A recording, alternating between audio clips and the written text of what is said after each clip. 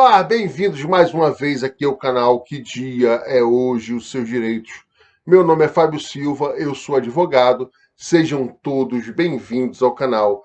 Não deixe de curtir, de compartilhar com um amigo, se não é inscrito, se inscreva, deixe uma dúvida, crítica ou sugestão nos comentários, pois vamos mais um dia desvendar e descobrir para vocês que dia é hoje.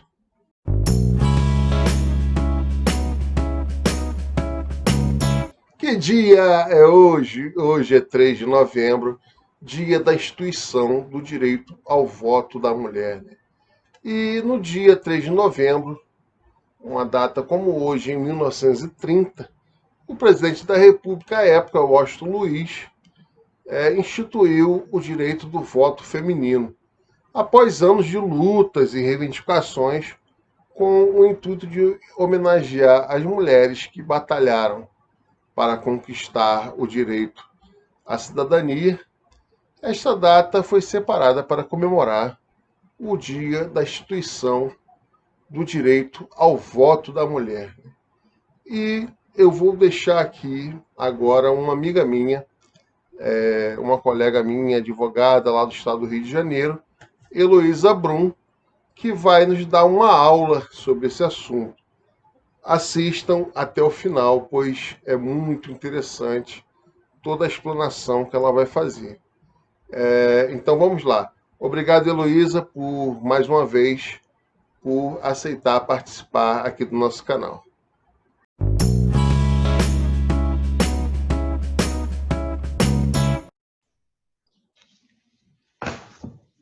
Que dia é hoje? E seus direitos? Hoje, 3 de 11 de 2020, se comemora a instituição de direito e voto da mulher, que ocorreu em 1930.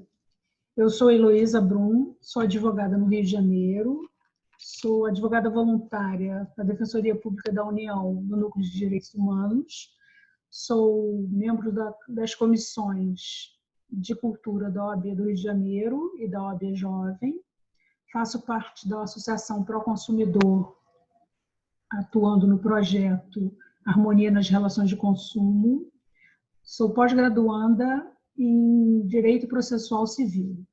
Então, eu trouxe uma apresentação para mostrar para vocês esse tema tão relevante.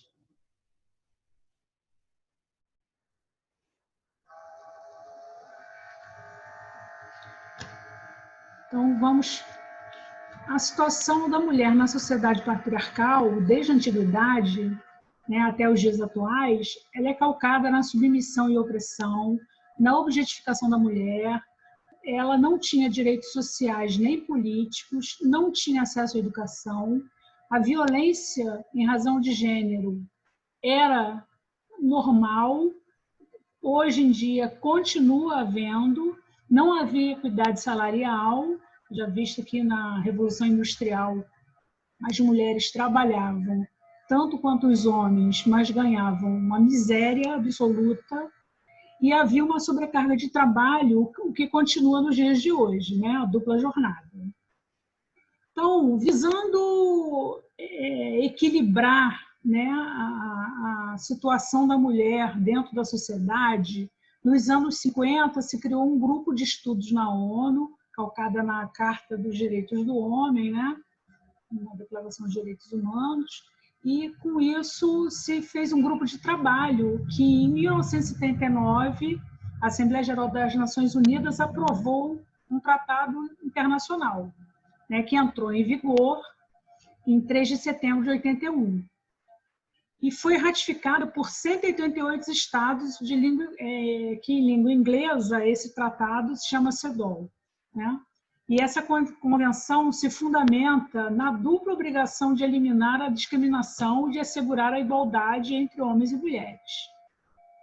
Além disso, a convenção vai além das garantias e idêntica proteção, de igualdade também. É viabilizada por instrumentos legais vigentes, estipulando medidas para alcance da igualdade entre homens e mulheres, independentemente de estado civil, em todos os aspectos da vida política, econômica, social e cultural.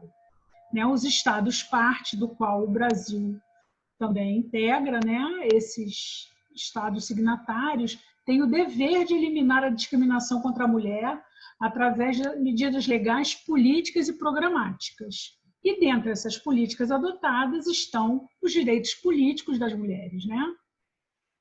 Então, o voto ele é exercido na eleição, que é um dos pilares fundamentais da democracia. Graças à participação política do povo, as mudanças na sociedade ocorrem por meio de leis, que são aprovadas pelos representantes do povo, né, que são eleitos regularmente. Em ano eleitoral, devemos valorizar o poder que temos nas mãos para provocar mudanças na estrutura do país em que vivemos, diante de um cenário de retrocessos e perdas de direitos. Né? A sociedade é dinâmica e a lei muitas vezes não acompanha. Fora isso, existem normativas de governo que vão abolindo ou diminuindo os direitos já alcançados anteriormente. Então, políticas de governo são modificadas. Né? O voto no Brasil, aí, já em 1532, existia no Brasil colônia, né, um conselho administrativo e que eram eleitos os que iam administrar, né, a colônia. E só votavam os selecionados pela linhagem familiar, pela renda e pela propriedade, né? Bem naquele modelo, né, de feudalismo, então, de absolutismo. Tinha toda uma dinâmica ali. E em 1821, houve uma nova ordenação jurídica política. A eleição se aproximou dos moldes atuais. Né? Já veio um desenvolvimento com base nos movimentos europeus, históricos. Então, o Brasil já veio trazendo, né, diversos movimentos também políticos dentro do país, que já veio trazendo esse tipo de enfoque. Em 1824, um novo sistema eleitoral é criado, né, com a adoção do Senado e da Câmara dos Deputados, nesse modelo que nós já temos. Né? O voto era obrigatório, mas apenas homens com mais de 25 anos de idade, alfabetizados e com renda anual determinada, podiam participar.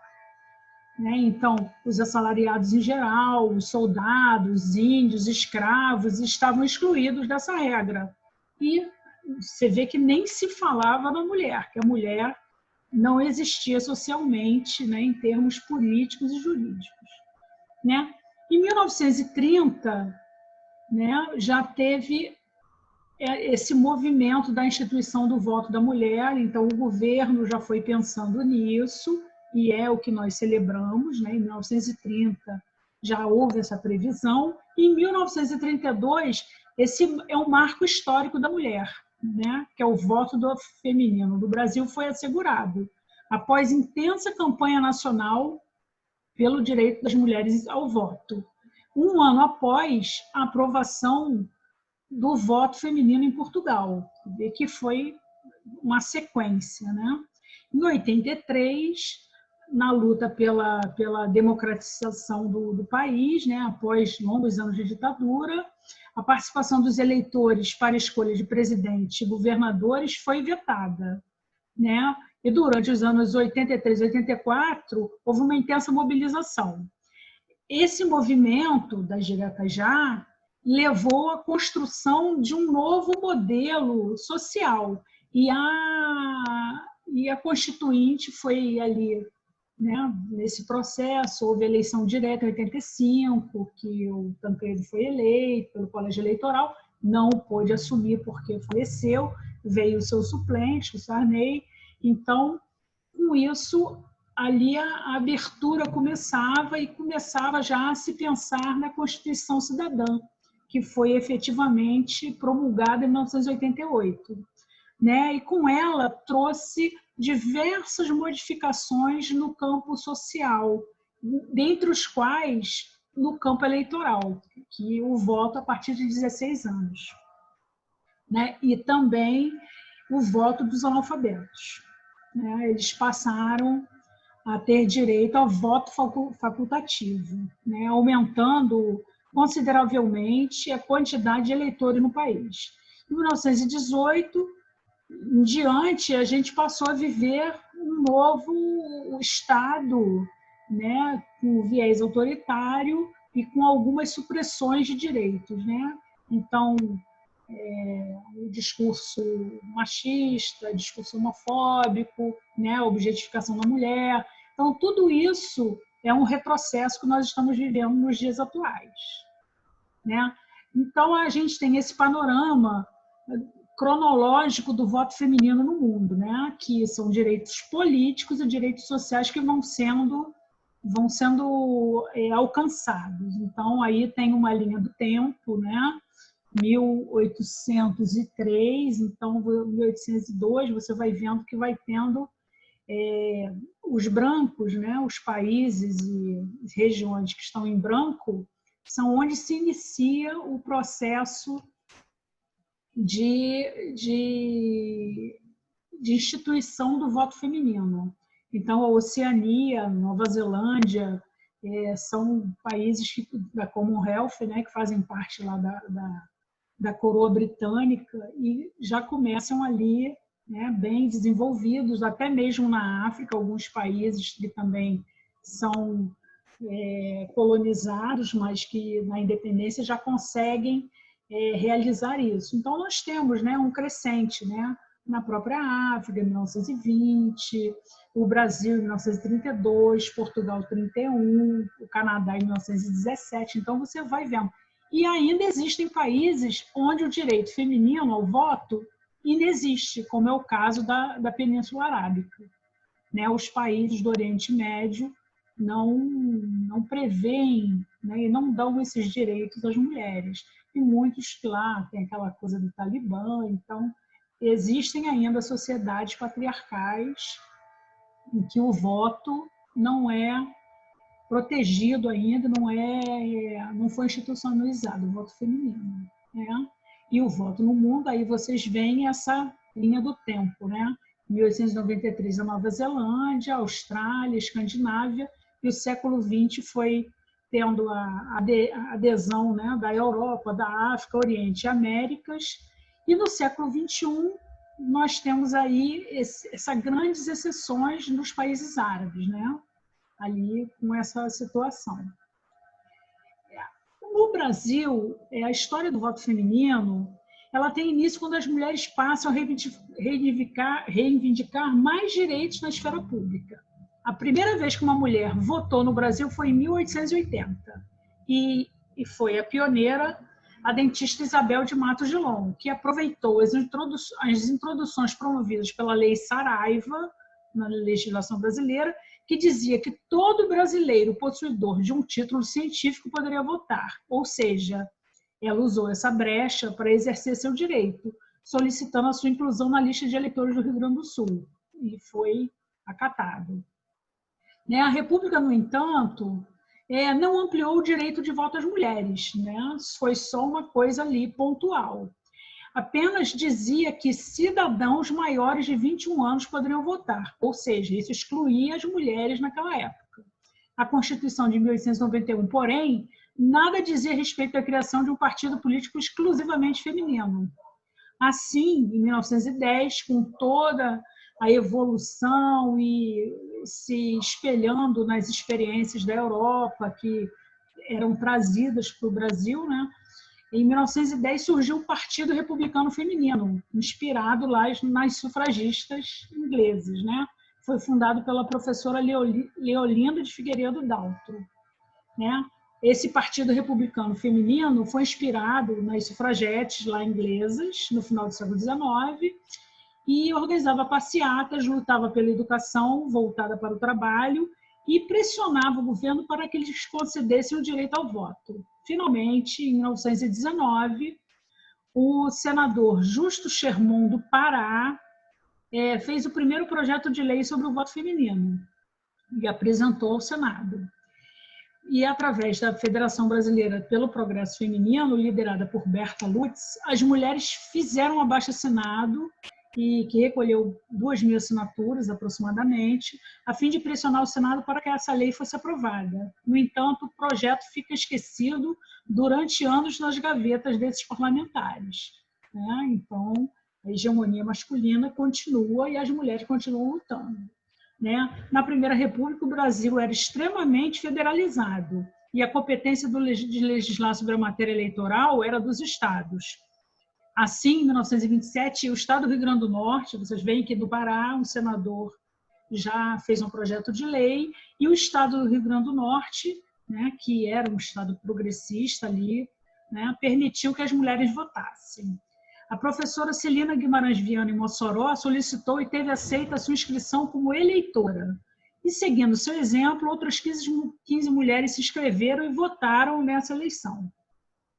Posteriormente, os votos dessas mulheres foram cassados pela Comissão de Verificação de Poderes do Senado, né, que o Senado lidava com todo o país, sob a alegação de que o Estado não poderia ser autorizado, né, instituir o voto feminino, cuja lei era objeto de discussões do Senado, ainda com base naquele projeto que estava lá engavetado, né? Porém, em Lages, no Rio Grande do Norte, em 1929, foi eleita a primeira prefeita do Brasil, Alzira Soriano Teixeira. Se havia alguma lei que as impedia de votar, não havia nenhuma lei que as impedisse de candidatar-se a cargos eletivos. Ou seja, havia uma brecha também na legislação, né? Então, as conquistas femininas no Brasil, então nós podemos também falar sobre essa questão, né? Em 1927, as meninas você vê como a construção da busca do voto vem lá do início do 1800, né? Em 1827, as meninas são liberadas para frequentar escolas, as escolas com ensino clássico, né? Com matemática. Então, antes elas ficavam em casa, né? Em 1832 é publicado Os Direitos das Mulheres e Injustiças dos Homens, da positivista Nízia Floresta, que era uma mulher do Rio Grande do Norte, que deu nome à cidade que existe lá perto de Natal, e esse livro é considerado o fundador do feminismo brasileiro. Essa mulher, historicamente, foi uma mulher muito avançada para sua época. Ela era correspondente, né, por cartas com o Augusto Conte, era uma mulher positivista, e tratava, né, o ensino. Ela criou a primeira escola de ensino clássico para mulheres no Rio de Janeiro. Então, vocês veem que ela já veio abrindo portas e sendo, assim, uma pessoa altamente inovadora para o seu tempo, né? Uma pessoa muito importante para a história, né, do feminismo brasileiro. Em 1852, é criado o primeiro jornal feminino. Em 1885, a Chiquinha Gonzaga se torna a primeira maestrina brasileira, que era um ambiente hegemonicamente masculino. Em 1887, surge a primeira médica brasileira. Em 88, é declarado o fim da escravidão, após mais de 3 séculos, por uma mulher, que é a Princesa Isabel, né? Em 1910, nasce a Patrícia Galvão, a Pagu, que é uma revolucionária do feminismo no Brasil, né? Com as suas atitudes, uma pessoa extremamente revolucionária para os costumes da época. Em 1910, é criado também o Partido Republicano Feminino. Em 1919, Revolução de Salários Iguais. Há uma resolução de salários iguais para homens e mulheres, que é aprovada.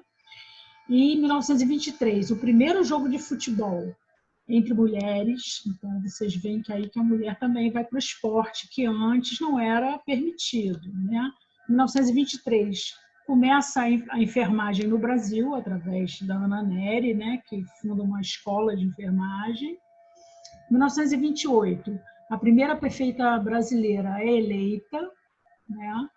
Então, em 1932, a Maria Lenk se torna a primeira mulher a participar das Olimpíadas, né, no Brasil. Então, ela entra e ela vai ali ser uma desbravadora, né? E ficou nadando até quase 90 anos. Uma mulher assim que realmente é um modelo, né, para todas nós, né? A longevidade dela é fruto também dessa dedicação ao esporte. Em 1934, as mulheres conquistam o direito de votar, né? Porque foi em 1930 a instituição, mas a regulamentação só ocorre em 34, né? Com a primeira eleição.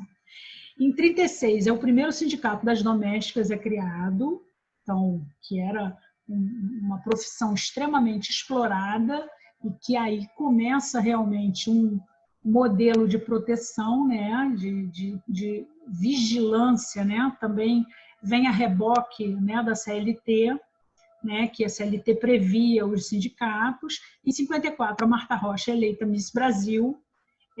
Pode ser considerado uma coisa não muito feminista, mas foi um paradigma para todas as mulheres, né? Que até há uma história, a lenda dos 2 centímetros de quadril, e que ela não foi escolhida por isso. Porém, as brasileiras da época entenderam que elas tinham direito a ter 2 centímetros de quadril, e isso dava poder, né? O empoderamento feminino começa ali. Em 1962, é criado o Estatuto da Mulher Casada. Em 1975, a fundação de um jornal Brasil Mulher, né, com editoriais voltados para esse público. Em 1977, a lei do divórcio é aprovada, o que traz uma revolução para as mulheres, né? Em 79, as mulheres são autorizadas a praticar qualquer esporte. Antes elas eram impedidas de praticar determinados esportes, mas isso foi quebrado por atletas do judô brasileiro que se inscreveram na categoria masculina e venceram. Por isso foi aí visto que não é um esporte exclusivamente de homens, né? Apesar daquele jogo feminino lá no início lá dos anos 30, né? Em 1980, as Forças Armadas passam a aceitar também mulheres, né? Primeiro com a aeronáutica, depois com o exército. Em 81, a dona Ivone Lara lança a música Sorriso Negro e passou a liderar as rodas de samba. Vê que no espectro social também havia esse tipo de patriarcalismo, né? Só o homem que poderia participar das rodas de samba, das rodas, né? Então, a mulher ali, a dona Ivone Lara, era uma dama e a autoridade que ela tinha musical, né? Uma compositora, assim, um expoente, ela liderou esse movimento também, né? Assumindo ali o protagonismo. Em 1985, surge a primeira delegacia da mulher. Isso foi um marco, né? O atendimento mais humanizado, um acolhimento, porque antes as mulheres eram duplamente vitimadas, né? Pela violência em si e por estarem expostas naquele ambiente masculino, dando depoimentos sem qualquer resguardo de sua intimidade. Então, e os policiais também, detetives, escrivães, não faziam uma proteção dessa mulher, né? Então, era uma coisa assim extremamente exposta. Então, a mulher, a partir desse ano, já dentro dessa ideia, né, de proteção e atendendo a esses tratados lá que foram assinados, né, do CEDAW, elas são amparadas com uma delegacia de atendimento à mulher, onde é um atendimento exclusivo, principalmente nas capitais. Isso aí foi um início, né, o embrião começou em São Paulo, depois no Rio de Janeiro, e foi se espalhando. Nem todos os lugares possuem, mas já foi um grande avanço. Em 88, ocorre o primeiro encontro nacional de mulheres negras. Então, há esse empoderamento da mulher negra, né, tão massacrada pela sociedade, tão perseguida, tão desconsiderada. Então, ela passa também a ter voz, e voz de iguais, né? Então, em 1996, é reivindicado que mais mulheres participassem ativamente da vida política brasileira. Em 2002, a falta de virgindade deixa de ser crime. Nosso Código Penal antiquíssimo, lá de 1940. Então, ele trazia e ainda traz algumas coisas assim absurdas, né, quanto ao comportamento da mulher. Mas isso já não é mais um crime. Deixa de ser crime, deixa de ser motivo para anulação de casamento, que antes era possível acontecer esse tipo de coisa, desse pode. Em 2006 é criada a Lei Maria da Penha, um avanço, um movimento muito contundente em prol do direito da mulher. Começou com uma farmacêutica chamada Maria da Penha, que ficou paralítica depois de agressões do marido, e ela fez um movimento muito intenso, conseguiu muitas assinaturas e foi criada a lei, que é um marco para as brasileiras. Em 2010 é eleita a primeira mulher presidente do Brasil, Dilma Rousseff. Em 2011 vem a Marcha das Vadias, que chega ao Brasil, e também esse empoderamento e o domínio do próprio corpo, né? O corpo é meu, eu faço o que eu quiser com ele, né? Em 2015 é aprovada a lei do feminicídio, no dia 9 de março, é a lei 13.104. Então, é um marco também para o enfrentamento da violência doméstica e transformando o crime contra a mulher num crime específico. Criou-se um novo tipo penal, o feminicídio, que é um agravante ao homicídio, né? Que a mulher, a constituição feminina é mais fraca, então existe também a violência patrimonial. Todas as coisas que existem na lei Maria da Penha, violência psicológica, violência patrimonial, violência física, né? Violência afetiva, né? De querer tirar os filhos, né? Tudo isso redunda numa rede de proteção maior que descamba na lei do feminicídio. A lei do feminicídio ela vem para coroar a Lei Maria da Penha, né? Na proteção da mulher. E em 2018, as pessoas trans podem alterar seus nomes indo apenas ao cartório. Não é mais necessário fazer um processo judicial para isso, né?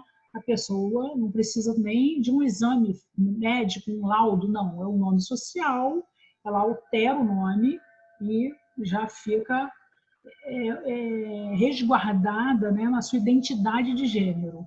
Em 2019, nós temos a primeira jornalista negra a ocupar a bancada do Jornal Nacional, que é Maria Júlia Coutinho, que é uma pessoa ativa na defesa do direito das mulheres e principalmente da mulher negra.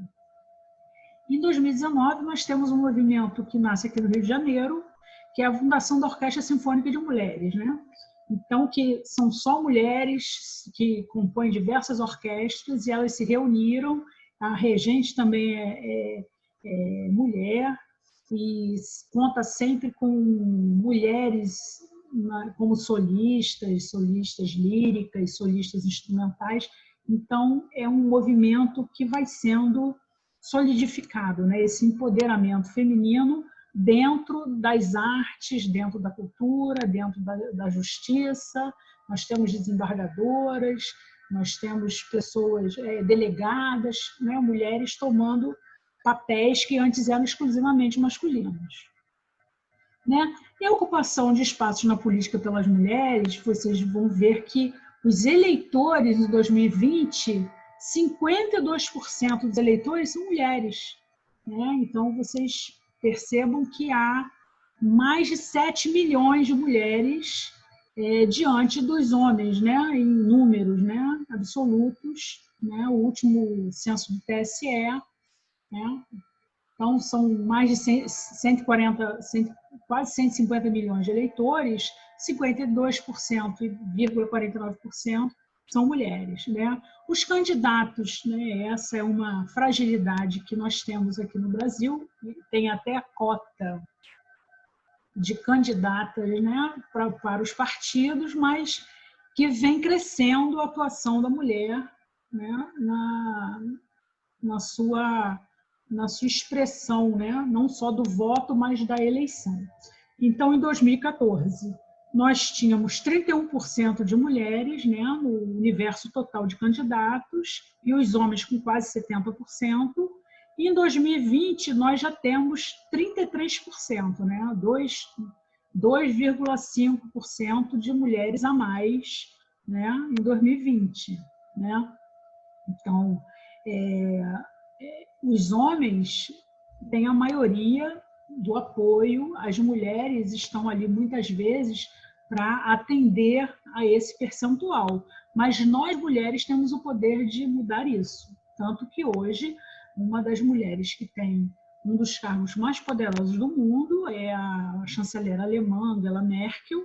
Ela é uma mulher cientista, uma mulher que tem domínio sobre diversas decisões que afetam a economia mundial e também tem esse papel. E no Brasil nós temos também mulheres que fazem papéis muito relevantes na ciência, na política, no Senado, temos pessoas importantes, na Câmara dos Deputados, nas câmaras de vereadores.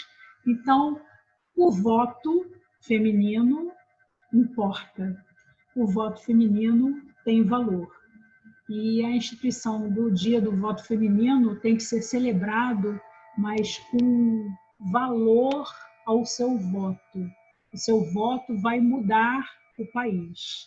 Não dê o seu voto para qualquer um. Dê o seu voto para quem realmente vai fazer a diferença e vai atender aos anseios da sociedade, né, como um todo. Então, juntas somos mais fortes. Muito obrigada, boa tarde a todas. E fica aqui meus dados, né, de contato. Quem quiser entrar em contato, me seguir lá nas páginas, mandar um e-mail. Estou à disposição e que sejamos muito conscientes nessas eleições. Até logo. Bom, mais uma vez agradecendo a minha nobre colega Heloísa Brum, que se disponibilizou a dar essa aula para a gente, que foi sensacional, né? Os contatos dela estão na descrição do canal, né? O Instagram, o e-mail, o Facebook, né? Caso queiram entrar em contato com ela. É um excelente profissional que abrilhantou aqui o nosso canal nesse dia e com muita propriedade, né? Porque a data, apesar de eu ser formado em Direito, de eu ser advogado, é a instituição do direito ao voto da mulher. Então, foi muito bom ter uma mulher, né? Advogada, né? Falando sobre esse dia. Mais uma vez agradeço a ela, agradeço a vocês que estão assistindo até esse momento. Desejo a vocês felicidade. Peço que lutem pelos seus direitos. Não deixe jamais a injustiça prevalecer. E fiquem todos na santa paz de Deus. E até amanhã.